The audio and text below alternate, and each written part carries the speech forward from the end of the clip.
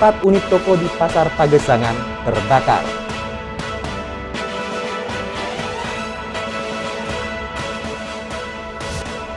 Lima pelaku penyalahgunaan narkotika diamankan Reserse Narkoba Polresta Mataram.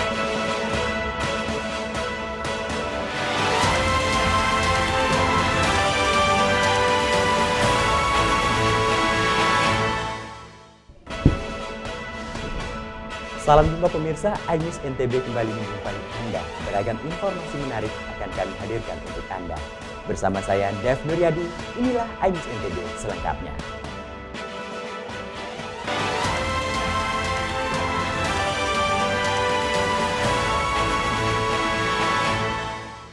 Empat unit toko di Pasar Pagesangan terbakar. Penyebab kebakaran diduga akibat korsleting listrik.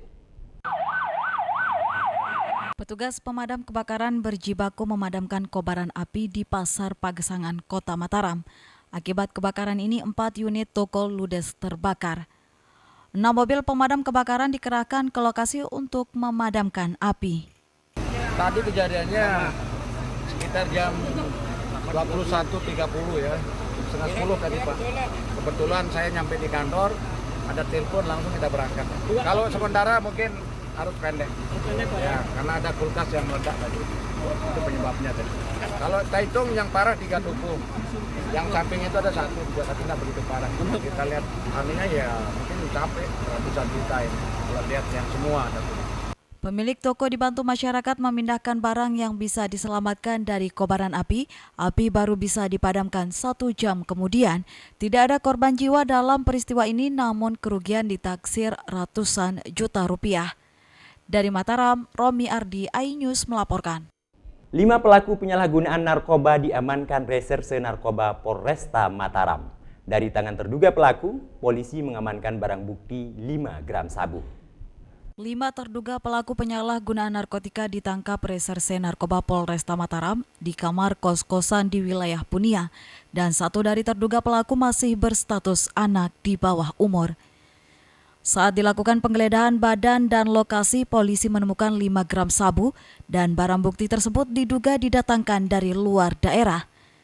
Selama sebulan ini, Reserse Narkoba Polresta Mataram telah mengamankan 4 anak di bawah umur karena diduga terlibat peredaran gelap narkotika.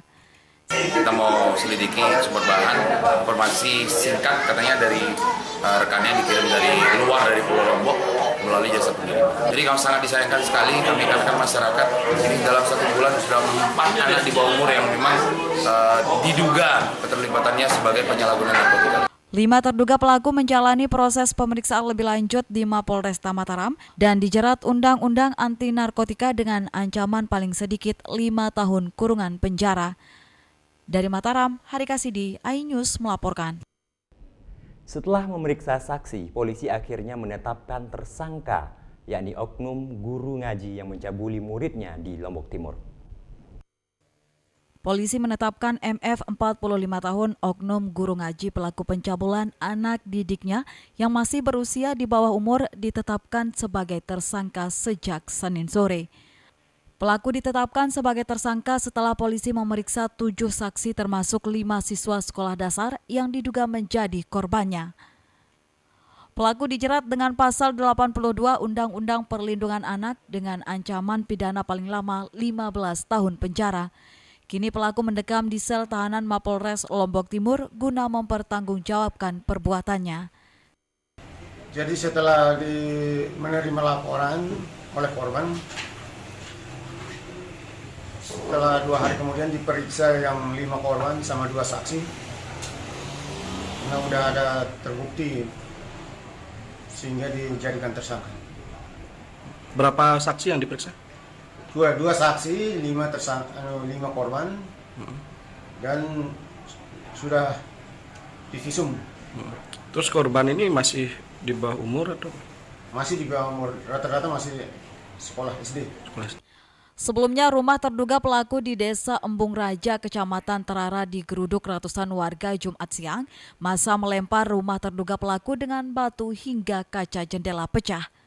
Beruntung polisi bertindak cepat mengamankan terduga pelaku dari amukan massa. MF dibawa ke Mapolres Lombok Timur, sedangkan anak, istri, dan orang tua terduga pelaku dievakuasi ke rumah keluarganya. Dari Lombok Timur, Ramli Nurawang, iNews melaporkan. Pemirsa, informasi-informasi menarik lainnya akan kami sampaikan sesaat lagi. Tetaplah bersama kami.